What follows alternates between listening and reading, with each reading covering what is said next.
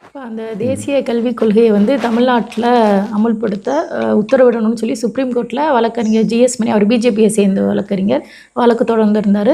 அந்த வழக்கை விசாரித்த உச்சநீதிமன்ற நீதிபதிகள் வந்து தள்ளுபடி செஞ்சுட்டு உத்தரவு போட்டிருக்கிறாங்க. இவர் வந்து இந்த வழக்கு தமிழ்நாட்டுக்காரர் அப்படிங்கிற முறையில் வந்து இவர் வழக்கு தொடர்ந்துருக்கிறாரு. தமிழ்நாட்டுக்காரன்ற முறையில் என்ன வழக்கு போட்டார், எதுக்காக இந்த வழக்கு?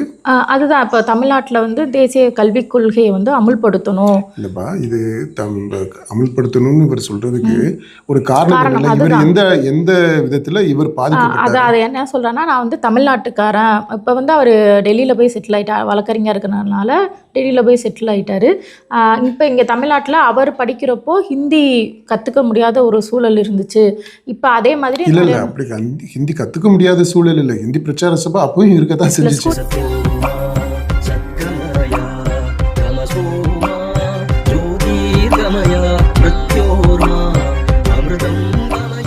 பள்ளிகளெல்லாம் சொல்லித்தரல. அதனால எனக்கு இங்க வந்த பின்னாடி கத்துக்கிறதுல ஒரு ரொம்ப தமிழ்நாட்டுல எல்லா பள்ளிக்கூடத்துலயுமே ஹிந்தி சொல்லித்தரல. அவர் படிச்ச ஸ்கூல்ல மட்டும் இல்ல, இல்ல மெட்ரிகுலேஷன்ல சொல்லி கொடுத்துருப்பாங்க. அந்த சிபிஎஸ்இ ஸ்கூல்ல கண்டிப்பா சொல்லி தந்திருப்பாங்க. அப்புறம் அந்த மத்த சைனிக் வாடி அது இதுன்னு சொல்லிட்டுலாம் இருக்குது பார்த்தீங்களா, நிறைய ஸ்கூல்ஸு. அதில் எல்லாத்துலேயுமே கேந்திரிய வித்யாலயாஸ், அதில் எல்லாத்துலேயுமே ஹிந்தி சொல்லி தந்துட்டு தான் இருக்காங்க. இப்போ வந்து இப்போ வந்துட்டு எனக்கு அந்த டெல்லிக்கு வந்த பின்னாடி ஹிந்தி கற்றுக்கிறதுல எனக்கு ரொம்ப சிக்கலாக இருக்குது அப்படின்னு சொல்லியிருக்காரு. அதனால அந்த மாதிரி மாணவர்கள் வந்து பாதிக்கப்படக்கூடாது அப்படிங்கிறதுக்காக இந்த தேசிய கல்விக் கொள்கையை அமுல்படுத்தணும் அப்படிங்கிறதா இவருடைய கோரிக்கை. சரி, இப்போ அதுக்கு இதை தள்ளுபடி பண்ணி அந்த தீர்ப்பில் என்ன சொன்னாங்க, நீதிபதிகள் என்ன சொன்னாங்க? நீதிபதிகள் என்ன சொல்லியிருக்கிறாங்கன்னா, முதல்ல நீங்க கேஸ் போடுறதுக்கு நீங்க யாரு அப்படின்னு கேட்டிருக்கிறாங்க. அப்போ நான் தமிழ்நாட்டுக்காரரு, அந்த முறையில் வந்து நான் கேஸ் போட்டிருக்கேன் அப்படிங்கிறாரு. அப்புறம் நீதிபதிகள் வந்து சொல்லியிருக்காங்க, அப்போ கத்துக்கிறதா உங்களுக்கு பிரச்சனையா இருந்துச்சு, இப்போ கத்துக்கிறதுல உங்களுக்கு என்ன பிரச்சனை, நீங்க கத்துக்கிற வேண்டியது தானே அப்படின்னு சொல்லி அவங்க கேட்டிருக்கிறாங்க. நல்ல பாயிண்ட். இப்போ இவர் சின்ன வயசில் ஹிந்தி கற்றுக்கல அப்படின்னு சொல்கிறாரு, ஆனால் டெல்லியில் வேலை கிடச்சி போயிருக்காரு. ஓகே, சரி, ஹிந்தி தெரியாமலே இப்போ போயிட்டாருன்னு வச்சுக்கிறோம். போயிட்டு அவர் இப்போ ஹிந்தி கற்றுக்கிட்டாரா கற்றுக்கிறலையா? இல்லை, தெரியல அப்படிங்கிறாரு. கற்றுக்கிறது இப்போ பல வருஷமா அங்கே டெல்லியில் இருக்கிறாரு, அங்கேயே குடியேறிட்டார். அப்போ குடியேறினவர் இத்தனை வருஷமா ஹிந்தி கற்றுக்காமலா இருக்கிறாரு, ஹிந்தி கற்றுருப்பார். அப்போது ஒரு மொழியை கற்றுக்கிறதுக்கு தேவை இருந்தது அப்படின்னா கற்றுக்க முடியும். ஒருவேளை இவர் இன்னுமே கற்றுக்கல, ஹிந்தி பேசுறதுல ரொம்ப சிரமப்பட்டுக்கிட்டு இருக்கிறாரு அப்படின்னா, ஹிந்தி சரிவர பேச தெரியாமலே அவர் நிரந்தரமா டெல்லியில குடியேறி இருக்கிறாரு அப்படின்னா ஹிந்தி தேவையில்லைன்னு தானே அர்த்தம். ஹிந்தி இல்லாமலே இவர் அவருடைய பணியை செய்ய முடியுது, அவர் குடும்பத்தை நடத்த முடியுது, கடையில் போய் காய்கறிகள் வாங்க முடியுது, இல்லை வீட்டில் வேலை செய்யக்கூடியவங்கள்ட்ட பேசி அவங்கள்ட்ட வேலை வாங்க முடியுது, இவர் ஜூனியர்ஸ்கிட்ட வந்து சரளமாக பேச முடியுது, கேஸ் நடத்த முடியுது. இவர்கிட்ட வரக்கூடிய அங்கேருந்து டெல்லியிலன்னு அங்கே வரக்கூடிய கஸ்டமர்ஸு, கிளையண்ட்ஸ், அவங்க பேசுகிற மொழியை புரிஞ்சுக்கிட்டு இவர் கேஸ் எல்லாம் வாதாடுறதுக்கு எல்லாம் தயார் பண்ண முடியுது. இவ்வளவு செய்ய முடியுதுப்பா, ஹிந்தி தேவையில்லைன்னு தானே அர்த்தம். அப்போது டெல்லியில் இருக்கிறவங்களுக்கு டெல்லியில் ஒரு தொழில் பண்ணணும்னாலே ஹிந்தி தேவையில்லைன்னு அர்த்தமாயிடும். ஓகே, அப்போ என்னன்னா அவர் ஒன்று மொழியை இந்நேரம் கற்றுருந்துருக்கணும் தொழில் ரீதியாக. அப்படி கற்றுக்கல அப்படின்னா ஹிந்தி டெல்லியிலேயே தேவையில்லை அப்படின்னு அர்த்தமாயிடும். அடுத்து அவர் சுப்ரீம் கோர்ட் அந்த நீதிபதிகள் வேற என்ன சொல்லி இருக்கிறாங்க இந்த கேஸை தள்ளுபடி பண்றது? இல்லை, இன்னொன்று என்ன சொல்லியிருக்கிறாங்கன்னா, இது வந்து அடிப்படை உரிமை மீறல் பிரச்சனை கிடையாது. அதே மாதிரி அரசுக்கு வந்து நாங்கள் உத்தரவு போட முடியாது, இது மாதிரி அமல்படுத்துங்க அப்படின்னு சொல்லிட்டு அரசுக்கு வந்து உத்தரவு போட முடியாது. இந்த புதிய கல்விக் கொள்கையை தமிழ்நாடு அரசு கடைபிடிக்கணும் அப்படின்னு சொல்லிட்டு இந்த சுப்ரீம் கோர்ட் உத்தரவு போட முடியாது, தமிழ்நாடு அரசை நிர்பந்திக்க முடியாது. அதுல ஏதாவது மீறல் இருந்துச்சு அப்படின்னா அதுல வேணா நாங்க இது பண்ணலாம், தலையிட முடியுமே தவிர டைரக்டா இது மாதிரி உத்தரவுகள் போடுறதுக்கு அதிகாரம் கிடையாது அப்படிங்கிறத தெளிவாக சொல்லிட்டு தான் அதை தள்ளுபடி பண்ணியிருக்கிறாங்க. அது இதில் ரெண்டு விஷயம் இருக்கு. ஒன்று, சட்ட ரீதியாக சுப்ரீம் கோர்ட்டு ஒரு மாநில அரசு மத்திய அரசினுடைய ஒரு கொள்கையை, கல்வி கொள்கையாக இருக்கலாம், வேறு தொழில் கொள்கையாக இருக்கலாம், எதுவாக கூட இருக்கலாம், இது பொதுப்பட்டியலில் இடம்பெற்றிருக்கக்கூடிய அந்த சப்ஜெக்டில் ஒரு கொள்கையை நடைமுறைப்படுத்தணும் அப்படின்னு சொல்லிட்டு நிர்பந்திக்கிறது அது கோர்ட்டோட வேலை இல்லை அப்படின்றது தெளிவுபடுத்தி இருக்கிறாங்க. இது மத்திய அரசுக்கும் மாநில அரசுக்கும் இடையில இருக்கக்கூடிய ஒரு பிரச்சனை. அதை அவங்க அந்த அப்ராப்ரியேட் ஃபோரத்தில் அதை டீல் பண்ணிக்கணும். அது நெகோசியேஷனாக இருக்கலாம், இல்லை சட்ட ரீதியாக இருக்கலாம், இல்லை நாடாளுமன்றம் இருக்குது, இங்கே சட்டமன்றங்கள் இருக்குது. அது மூலமாக அவங்க அது பேசி தீர்த்துக்கணும். அதில் இந்த இந்திய அரசியல் சாசனம் அதில் சொல்லப்பட்டு இருக்கக்கூடிய ஷரத்துகள் இருக்கு இல்லையா, அதில் மீறலாக இது இருக்கு அப்படின்ற பட்சத்தில் தான் இந்த கோர்ட்டு உள்ளே வர முடியும். அது தெளிவுபடுத்தி இருக்கிறாங்க. அந்த விதத்தில் இது ஒரு நல்ல தீர்ப்பு தான் இந்த கேஸில் அவங்க சொன்னது. ரெண்டாவது, இந்த புதிய கல்விக் கொள்கை இருக்கு இல்லையா, அது நடைமுறைப்படுத்துவதற்கு உகந்ததா இல்லையா, இந்த ஒவ்வொரு மாநிலமும் அதற்கே உரிய பண்பாட்டு பின்புலம் இருக்கு, பண்பாட்டு வரலாறு இருக்கு, அந்த கூறுகளை எல்லாத்தையும் உள்வாங்கியதா ஒரு கல்விக் கொள்கை இருக்கணும். இப்போ புதிய கல்விக் கொள்கை அதற்கு உகந்ததாக இருக்கா, இணக்கமாக செல்லக்கூடியதாக இருக்கா, இல்லை இது ஒரு பண்பாட்டு பின்புலத்தில் இருக்கு, இப்போ இங்கே இருக்கக்கூடியது இன்னொரு பண்பாட்டு பின்புலம், ரெண்டுக்கும் இடையில மோதல் தான் இருக்கும் அப்படின்ற பட்சத்தில் அது வேணும் வேண்டாம், அல்லது எந்த அளவிற்கு எந்தெந்த அம்சங்களை இதில் இன்கார்பரேட் பண்ணிக்க முடியும், மாநில அரசு பண்ணிக்க முடியும் அப்படின்றத தீர்மானிக்கக்கூடிய உரிமை இந்த மாநில அரசுக்கு இருக்கா இல்லையா அப்படின்றது அது எல்லாமே விவாதத்திற்குரியது. அது ஒரு பக்கம் இருக்கு. அடுத்தது என்னன்னா, இந்த புதிய கல்விக் கொள்கைன்றது அதில் இருக்கக்கூடிய அம்சங்கள் எல்லாத்தையுமே இன்னொரு ஒரு பொது பட்டியலில் இருக்கக்கூடிய ஒரு சப்ஜெக்டை எப்படி அதை வலிந்து திணிக்க முடியும் அப்படின்றது இருக்கு. அது மாதிரி நிறைய விஷயங்கள். This is a very complicated issue. இதை ஒட்டி தமிழ்நாடு முதல்வர் தெளிவாக வெளிப்படையாகவே ஓப்பனாகவே அவர் சொல்லியிருக்கிறாரு, இந்த மாதிரி இந்த புதிய கல்விக் கொள்கையை தமிழ்நாட்டில் அனுமதிக்க மாட்டோம், மும்மொழி கொள்கையை நாங்கள் அனுமதிக்க மாட்டோம் அப்படின்னு சொல்லிட்டு அவர் சொல்லியிருக்கிறாரு. தமிழ்நாடு இருமொழி கொள்கை தான் நடைமுறைப்படுத்தும், இப்போ இருக்கக்கூடியதை தொடர்ந்து செய்வோம், புதிதாக இன்னொரு மொழியை திணிக்கிறத நாங்கள் ஏற்றுக்க மாட்டோம் அப்படின்றதெல்லாம் சொல்லியிருக்கிறாங்க. அது ஒட்டுமொத்தமாக இந்த புதிய கல்விக் கொள்கையை இப்போதைக்கு தமிழ்நாடு அரசு, இந்த திமுக அரசு நிராகரிப்பதா சொல்லியிருக்கிறாங்க. ஆனால் என்ன செய்யலாம் அப்படின்னா, இந்த புதிய கல்விக் கொள்கையை ஆராய்ந்து பார்த்து, நம்ம இப்போ சொன்னோம் இல்லையா, பண்பாட்டு ரீதியாக எந்தெந்த அம்சங்களை நம்ம உள்வாங்கிக்க முடியுமோ அந்த அம்சங்களை உள்வாங்கி இப்போ இருக்கக்கூடிய தமிழ்நாடு அரசு பின்பற்றக்கூடிய கல்வி கொள்கை இருக்குது இல்லையா, அதை மெருகேற்றக்கூடிய விதத்தில் என்ன செய்ய முடியும் அப்படின்னு சொல்லிட்டு நம்ம பார்க்க முடியும். ஆனால் அதை செய்வதற்கு எந்த அளவிற்கு மாநில அரசுக்கு ஸ்பேஸ் இருக்கு, உரிமை இருக்கு அப்படின்றத நம்ம பார்க்கணும். நம்ம மத்திய அரசு இன்றைக்கு சூழ்நிலை பார்த்தா வலிந்து திணிக்கிறது மாதிரியா ஒரு பிம்பம் கட்டமைக்கப்பட்டிருக்கிறது. அது எந்த அளவிற்கு உண்மை அப்படின்றத நம்ம பார்க்கணும், அதை ஆராயணும். அடுத்து அப்படி வலிந்து மத்திய அரசு திணிக்குது, அந்த ஒன்றிய அரசு அப்படின்னு சொல்லக்கூடியது இந்த கொள்கையை திணிக்குது அப்படின்னா அது கான்ஸ்டிடியூஷனலி இந்திய அரசியல் சாசனத்திற்கு ஏற்புடையதா அல்லது அதற்கு முரணாக செல்கிறதா அப்படின்ற அந்த விவாதம் வரும். அப்படி அந்த விவாதம் வரும்போது இது நிச்சயமா சுப்ரீம் கோர்ட்டுக்கு ரெஃபர் பண்ணப்படும். சுப்ரீம் கோர்ட் அந்த சூழ்நிலையில இந்த கேஸை எடுத்து விவாதிக்க வேண்டியிருக்கும். அப்படி போகும்போது இது மத்திய அரசுக்கும் மாநில அரசுக்கும் இடையில் இருக்கக்கூடிய அந்த உறவு இருக்குது இல்லையா, அதிகார பாகுபாடு, ஷேரிங் ஆஃப் பவர்ஸ், அந்த இதில் நிற்கும். இப்போ ஏற்கனவே நம்ம மாநிலத்தை பொறுத்த மட்டும் இல்லை, இந்த கவர்னருடைய ரோல் என்ன, அவர் எந்த அளவிற்கு செல்ல முடியும் அப்படின்றத வரையறுத்திருக்கிறாங்க. அதுவுமே ஒரு கான்ட்ரவர்ஷியலாக இருக்குது. அதை பலரும் ஏற்றுக்கிட்டது மாதிரி தெரியல. இந்திய அரசாங்கத்தினுடைய துணை ஜனாதிபதியை அதை கடுமையாக விமர்சனம் பண்ணியிருக்கிறாரு. அந்த விமர்சனங்கள் தொடர்ந்து போய்கிட்டே தான் இருக்குது. சுப்ரீம் கோர்ட்டுமே இந்த மாதிரி விமர்சனங்கள் இருக்கு அப்படின்றத கவனத்தில் எடுத்திருக்கு. அதனால இந்த மாதிரி மத்திய அரசிற்கும் மாநில அரசிற்கும் இடையில் இருக்கக்கூடிய அந்த உறவுகள் இருக்கு இல்லையா, அதை ஒட்டி விவாதம் தொடர்ந்து இருக்கு. இன்றைக்கு தமிழ்நாடு அரசு எடுத்துக்கிட்டோம்னா அவங்க மாநில சுயாட்சியை வலியுறுத்தி தீர்மானங்கள் எல்லாமே கூட போடுறாங்க. அதை ஒரு தேர்தல் இஷ்யூவாகவே முன்னெடுப்பு செஞ்சுக்கிட்டு இருக்கிறாங்க. மாநில சுயாட்சி, மத்தியில கூட்டாட்சி, மாநிலத்தில் சுயாட்சி அப்படின்றது. அப்போ இந்த மாதிரி ஒரு காம்ப்ளிகேட்டடான ஒரு இஷ்யூவாக இருக்குது. அது ஒரு எலெக்ஷன் இஷ்யூவாகவும் இப்போ உருமாற்றம் பெற்றுக்கிட்டு இருக்கு. இப்போ இப்படிப்பட்ட ஒரு சூழ்நிலையில இந்த சுப்ரீம் கோர்ட்டினுடைய தீர்ப்பு வரவேற்கத்தக்க தீர்ப்பு அப்படின்னு தான் நான் நினைக்கிறேன்.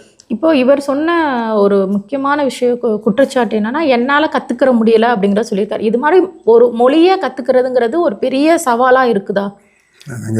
இது கல்வின்றது அவங்களுடைய தாய்மொழியில் இருக்கணும்.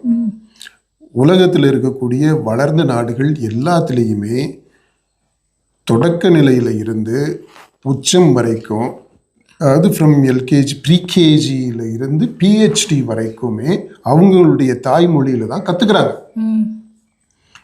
ஆல் சிவிலைஸ்டு கல்ச்சர்ஸ் எல்லாமே அப்படி தான் இருக்குது. அதனால் நம்ம அன்சிவிலைஸ்டுன்னு நான் சொல்ல வரல. நம்முடைய சிவிலைசேஷன் வந்து ரொம்ப பழமையானது. ஆனால் நான் சொல்கிறேன், அந்த மாதிரி தான் தாய்மொழியில் கற்றுக்கிறது தான் சரியானது, உளவியல் ரீதியாகவும் ரொம்ப உன்னதமானது, குழந்தைகளுடைய ஆளுமை வளர்ச்சிக்குமே அதுவாக ஏதுவாக இருக்குது அப்படின்றதெல்லாம் அறிவியல் பூர்வமாகவே கண்டு உணர்ந்து அதை நடைமுறைப்படுத்திக்கிட்டு இருக்கிறாங்க. அதனால ஒரு மொழி கொள்கை தான் என்னை பொறுத்த மட்டும் இல்லை, நம்ம பொறுத்த மட்டும் இல்லை சரியானதுன்னு நம்ம எடுத்துக்கிறோம். இப்போ அந்த ஒரு மொழியை கற்றுக்கிட்டு அறிவை வளர்த்துக்கிட்டு அதுக்கப்புறம் வேலைக்காக நீங்கள் வேறு இடங்களுக்கு போகிறீங்க, பல்வேறு இடங்களுக்கு நம்ம போகலாம், வாய்ப்புகள் இருக்கும்போது நம்ம பயன்படுத்திக்கிறோம். அது இந்தியாவை விட்டு வெளிநாட்டுக்கு போயிருக்கிறாங்க இல்லையா, அப்படி போனவங்களெல்லாம் பாருங்க, எங்கே போகிறாங்களோ அந்த நாட்டினுடைய மொழியை அவ்வளவு விரைவா ஒரு 2 மாசம் 3 மாசம் ஒரு short term course, crash course, அப்படி பல பேர்கள் இருக்கு. அந்த பேர்களில் கோர்ஸை கற்றுக்கிட்டு அந்த நாட்டில் போயிட்டு அங்கே வேலையை செய்கிறாங்க. மேற்படிப்புக்கு போகிறவங்க அங்கே போய் படிக்கிறாங்க. அதனால இந்த மொழியை கற்றுக்கிறதுன்றது கற்றுக்க வேண்டிய தேவை இருக்கிறவங்களுக்கு ஒரு பிரச்சனையாகவே இருந்தது இல்லை, இன்றைக்கு வரைக்குமே இல்லை. அதே மாதிரி இந்த தமிழ்நாட்டை விட்டு வடநாட்டில் போய் வேலை செய்யணும் அப்படின்னா எந்த மாநிலத்துக்கு போறீங்களோ அந்த மாநிலத்தினுடைய மொழியை நீங்க கத்துக்க போறீங்க, வேலை நிமித்தம் கற்றுக்கிறாங்க. இதுல எனக்கு ரொம்ப இன்ட்ரெஸ்டிங்கான இது எப்படின்னா, இந்த அமெரிக்கா மாப்ல அப்படின்னு சொல்லிட்டு ஒரு கட்டத்தில் பார்த்தீங்கன்னா இந்த 80s 90s எல்லாம் பரபரப்பாக இருக்கும். இப்போ இங்கே பிள்ளைகளை கட்டி கொடுப்பாங்க, கட்டி கொடுத்து கல்யாணம் முடிச்ச உடனே இந்த பிள்ளைகளை வந்து அங்கே வெளிநாட்டுக்கு கூப்பிட்டு போவாங்க. ஆனால் இந்த பிள்ளைங்களுக்கு வந்து இங்கிலீஷ் தெரியாது, அல்லது அந்த அவங்களுடைய அந்த மேனரிசம்ஸ் எல்லாம் தெரியாது, கஸ்டம்ஸ் இதெல்லாம் இருக்கும் தெரியுமா, எட்டிக்கெட். இப்போ இந்த எட்டிக்கெட்டை கற்றுக் கொடுக்கறதுக்கு அத்தனை கோச்சிங் சென்டர்ஸு எனக்கு தெரிஞ்சு இந்தியா முழுக்க இருந்துச்சு. தமிழ்நாட்டில் சென்னையில் அத்தனை இருந்துச்சு. இவங்க இப்போ கொஞ்சம் பணத்தை கொடுத்து அந்த மொழியை கான்வர்சேஷனல் இங்கிலீஷ் அதை கற்றுக்குறாங்க. அது எப்படின்னா, அமெரிக்கா போகிறாங்கன்னா அமெரிக்கன் அந்த இன்டர்நேஷன், அந்த ஸ்லாங் அதை கற்றுக்கிறதுக்கு ஸ்பெஷலான பயிற்சி. அங்கே உள்ள பழக்க வழக்கங்களுக்கு ஏற்ற மாதிரி இப்போ ஒரு பார்ட்டிக்கு போனாக்க எப்படி போகணும், எப்படி எந்த கையில் ஸ்பூனை பிடிக்கணும், எந்த கையில் ஃபோக்கை பிடிக்கணும், நைஃப் கத்தியை வச்சுக்கிட்டு இருக்கிறோம்னா கத்தி ஸ்பூனும் இருக்கும்போது எப்படி பிடிக்கணும், கத்தியும் ஃபோர்க் இருக்கும்போது எப்படி பிடிக்கணும், இந்த மாதிரி விஷயங்கள் எல்லாமே கற்றுக் கொடுத்துக்கிட்டு இருந்தாங்க. அதெல்லாம் கற்றுக்கிட்டு போகிறாங்க. அதாவது மொழி மட்டும் இல்லை, மொழியோடு சேர்ந்த அந்த பண்பாட்டு கூறுகள், கஸ்டம்ஸு, எட்டிக்கெட், இது எல்லாத்தையுமே கல்யாணம் அந்த 1 மாதம் 2 மாதத்துக்குள்ளே கற்றுக்கிட்டு சரளமாக அங்கே போயிட்டு பேசி வாழக்கூடிய அளவுக்கு தயார் பண்ணிட்டு போகிறாங்க. இது இருக்குது. அதே மாதிரி இங்கேருந்து வடநாட்டுக்கு போகிறவங்க, தமிழ்நாட்டிலேருந்து வட இந்தியாவுக்கு போகிறவங்கள பார்த்தீங்கன்னா அங்கேயுமே போயிட்டு நல்லா அந்த மொழியை கற்றுக்குறாங்க. வடநாட்டுக்காரவங்களே எடுங்களேன், நம்ம அனுபவம். அவங்க இங்கே வரும்போது என்ன பண்ணுறாங்க, நம்ம மொழியை கற்றுக்குறாங்க, அவ்வளோ ஈஸியாக கற்றுக்குறாங்க. நீங்கள் இப்போ வரும்போது இந்த பானிபூரி கடைக்கு போயிட்டு வந்தீங்க, அதை சாப்பிட்டுட்டு தான் வந்தீங்க. பானிபூரிக்காரங்க நல்லா தமிழ் பேசுகிறாங்க, தமிழில் தான் நீங்கள் கேட்டீங்க, தமிழில் தான் அவன் பேசி நல்ல இப்போ இதாக கொடுத்துருக்குறாரு அவர். அதனால் அங்கே ஒரு பிரச்சனையும் இல்லை. அவங்களுக்கு தொழில் ரீதியாக இங்கே வந்தவங்க மொழியை கற்றுக்கிறதுல பிரச்சனை இல்லை. இங்கே வட மாநிலத்தில் இந்த நமக்கு தெரியும் இந்த சேட்டுகள் இருக்கிறாங்க, மார்வாடிகள்லாம் இருக்கிறாங்க, வட்டி கடையெல்லாம் நடத்துகிறாங்க. அவங்கெல்லாம் பாருங்கள் அவ்வளோ அழகாக தமிழில் பேசி வட்டியை வசூல் பண்ணிக்கிட்டு தான் இருக்கிறாங்க. அவங்களுக்கு அந்த பிரச்சனையே இருந்ததில்லை. மொழி ஒரு பிரச்சனை ஆகலை. நம்ம ஜனங்களுமே அவங்க பேசக்கூடிய அரைக்குறை தமிழை புரிஞ்சிக்க முடியுது. அப்புறம் வந்தவங்க எனக்கு தெரிஞ்சு ஒரு மார்வாடி பையன் மாணவனாக இருந்தான். அவன் தமிழில் அவ்வளோ அழகாக கவிதை எழுதுவான்ப்பா. தமிழில் கவிதை எழுதுறது அந்த மாதிரி எல்லாம் வந்து அவங்களுடைய மொழி புலமையை வளர்த்துக்கிறாங்க. அதனால மொழியை கற்றுக்கிறதுன்றது அது தமிழாக இருந்தாலும், இந்தியாக இருந்தாலும், இங்கிலீஷாக இருந்தாலும், ஃப்ரெஞ்சு, ஜெர்மன், ரஷ்யன், எந்த மொழியாக இருந்தாலும், ஜாப்பனீஸ் எந்த மொழியாக இருந்தாலும் அதை கற்றுக்கிறதுன்றது கஷ்டம் கிடையாது. அதுக்குன்ட்டு ஒரு தேவை வருது அப்படின்னா அந்த தேவை யாருக்கு இருக்கோ அவங்க எவ்வளவு விரைவாக கற்றுக்க முடியுமோ அவ்வளோ விரைவாக கற்றுக்கிறாங்க, கற்றுக்கிட்டு தான் இருக்கிறாங்க. இன்றைக்கு வரைக்குமே அது நடந்துக்கிட்டு தான் இருக்கு. அது ஒரு பிரச்சனையாக இருந்ததில்லை. இப்போது கடைசியாக ஒரு கேள்வி. இப்போது இந்த புதிய கல்விக் கொள்கை இந்த பிரச்சனைகளை வந்து தேர்தலை எதிரொலிக்குமா? புதிய கல்விக் கொள்கை நடைமுறைப்படுத்துறதுன்றது தேர்தலில் ஒரு இஷ்யூ ஆகிறதுக்கான வாய்ப்பு இருக்கு. அது எப்போ இருக்கும் அப்படின்னா இந்த சட்ட ரீதியாக என்ன மாதிரியான போராட்டங்கள் எதிர்கொள்ளப்படும் அது ஒரு பக்கம் இருக்கு. அடுத்து இந்த சட்ட ரீதியான போராட்டங்கள் எந்த அளவிற்கு மக்கள் மத்தியில் மக்களை பாதிக்கக்கூடிய விஷயமாக சித்தரிக்கப்படும், கொண்டு செல்லப்படும் அப்படின்றத பொறுத்து இருக்கு. இது வெறுமனே கோர்ட் அளவில், சுப்ரீம் கோர்ட் அளவில் நடக்கக்கூடிய விவாதம், பார்லிமெண்ட்டில் நடக்கக்கூடிய விவாதம் அப்படின்னா அது தேர்தலில் எதிரொலிக்காது, பெருசாக வராது. அது மாதிரி இந்த கொள்கை அளவில் பேசிக்கிட்டு இருக்கிறாங்க இல்லையா, அந்த கொள்கை அளவில் பேசக்கூடிய எதுவுமே தேர்தலில் மக்களுடைய இந்த வாக்காளர்களுடைய மனநிலையை பாதிக்காது. அந்த செயல் திட்டங்கள் இருக்கு பாருங்க, நடைமுறைப்படுத்துறது. இப்போ இந்த மாதிரி புதிய கல்விக் கொள்கை இதனால வரக்கூடிய தீங்கு, இப்போ அட்மிஷன் நடக்க போகுது ஜூன் மாதம். இப்போ என் பிள்ளைய சேர்த்து விடுறதுல பிரச்சனை வருது, இந்த கொள்கையினால ஒரு பிரச்சனை வருது, இந்த கொள்கையினால என்னுடைய குழந்தையினுடைய சுமை அதிகமாக போகுது, இந்த கொள்கையினால எனக்கு வீட்டிலிருந்து நான் செலவு பண்ண வேண்டிய அதிகமாக போகுது அப்படின்னு வரும்போது அது தேர்தலில் எதிரொலிக்கும். இதுலேயே ஒரு தெளிவில்லாத நிலை இருக்குது. இப்போ நிறைய பேரண்ட்ஸ்கிட்ட பேசுகிறப்போ சொல்கிறாங்க ஏஜ் வயசு, இப்போ நிறைய பேர் வந்து 3 வயசு சேர்த்தா 5 வயசு 6 வயசு அந்த இது ஃபஸ்ட் ஸ்டாண்டர்ட் சேர்க்கறதுல பிரச்சனை வருமா அப்படின்ட்டு நிறைய பேர் சொல்லிட்டு இருக்கிறாங்க. திருப்பியே யூகேஜி போடணுமா, இல்லைனா ஃபஸ்ட் ஸ்டாண்டர்டே சேர்த்துடலாமா, இல்லை 2 வருஷம் இடையிலே அந்த 10th போகிறப்போ நிறுத்திடமா, இது மாதிரி நிறைய குழப்பங்களும் இதில் இருக்குது அப்படின்னு நிறைய பெற்றோர்கள் சொல்லியிருக்கிறாங்க. இல்லை, அதான் புதிய கல்விக் கொள்கை என்ன அப்படின்னு இன்னும் மக்களுக்கு சரியாக சொல்லப்படலை. அந்த கொள்கை என்னன்றது மக்களுக்கு தெரிகிறதுக்கு முன்னாடியே பூச்சாண்டி காட்டுற வேலை நிறைய நடந்துருச்சு. ஐயோ புதிய கல்விக் கொள்கை வருது, என்இபி வருது அப்படின்றாங்க. என்இபினா என்னப்பா அப்படின்னா இந்த என்இபி வருதுன்னு சொல்ற ஆளுகளுக்கே தெரியாது. ஒரு சில அம்சங்களை மட்டும் எடுத்துக்கிட்டு இந்த என்ன மும்மொழி கொள்கைன்றாங்க, இந்தி திணிப்பு அப்படின்றாங்க. இந்தி திணிப்பு மட்டும்தான் புதிய கல்விக் கொள்கையா, 3 மொழி அப்படின்றது மட்டும்தான் கல்விக் கொள்கையா, இல்லை வேற அம்சங்கள் இருக்கா? இன்றைக்கு இந்த ஆளுமை வளர்ச்சிக்கு, அறிவு வளர்ச்சிக்கு ஏதுவா அந்த கொள்கையில ஏதாவது இருக்கா? அல்லது இப்போ நான் தமிழ்நாட்டில் இருக்கக்கூடிய கல்விக் கொள்கை இருக்குது இல்லையா, இந்த கல்விக் கொள்கையில அதை மெருகேற்றக்கூடிய விதத்துல, அது இன்னும் சிறப்பாக ஆக்கக்கூடிய விதத்துல இங்கிருந்து ஏதாவது நம்ம எடுத்துக்க முடியுமா அப்படின்னு, அதாவது நம்ம ஓப்பன் மைண்டா திறந்த மனதோடு இதை அணுகணும். அப்படி அணுகிறது தான் அறிவுக்குகந்த அணுகுமுறை. அப்படி செய்யும்போது அதை செய்துட்டு இல்லை இதுல இந்தந்த அம்சங்கள் எல்லாம் நம்ம கல்விக் கொள்கையோட இணைச்சு போக முடியாது அப்படின்றத நீங்க ஒதுக்கி வைங்க. அந்த மாதிரி கொள்கைகளை, அந்த நீங்க ஒதுக்கி வைக்கக்கூடிய கூறுகளை அந்த மத்திய அரசு இல்லை இதை நீ கண்டிப்பா செய்யணும் அப்படின்னு வலியுறுத்தினாங்க அப்படின்னா அப்போ நம்ம அதை எதிர்த்து நம்ம இப்போ பிரச்சனை பண்ணலாம். இப்போ புதிய கல்விக் கொள்கைனா என்னன்னு மக்களுக்கு இன்னும் கொண்டு போய் சேர்க்கல. இப்போ எனக்கு என்னன்னா அதை விட இந்த மாநில அரசுடைய கல்விக் கொள்கைனா என்ன, அது என்ன, அது மட்டும் எல்லாருக்கும் தெரியுதா? அதுவே தெரியல. அதனால இப்போ இந்த கல்விக் கொள்கையை பற்றி மக்களுக்கு ஒரு புரிதல் இல்லை. இப்போ பழசா இருக்கட்டும் புதுசா இருக்கட்டும் அதை பற்றி புரிதல் இல்லை. அதை புரிய வைக்கணும் முதல்ல. அதாவது இதுக்கெல்லாம் எப்படின்னா இந்த அரசு இந்த தேர்தல்ன்றதை தாண்டி இருக்கணும்.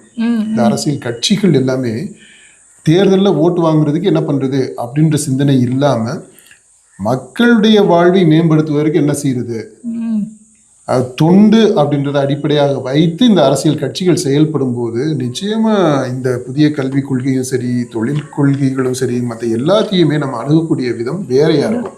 ஹலோ வியூவர்ஸ், நம்மளோட TN 2026 சேனலுக்கு சப்ஸ்கிரைப் பண்ணிடுங்க. அப்படியே பெல் பட்டன் ஆனில் போட்டுக்கோங்க. உங்களுக்கு இந்த வீடியோ பற்றி ஏதாவது கருத்து இருந்தால் காமெண்ட் பண்ணிக்கோங்க. இந்த வீடியோ பிடிச்சிருந்தா உங்களுக்கு லைக் பண்ணிக்கோங்க, ஷேர் பண்ணிக்கோங்க.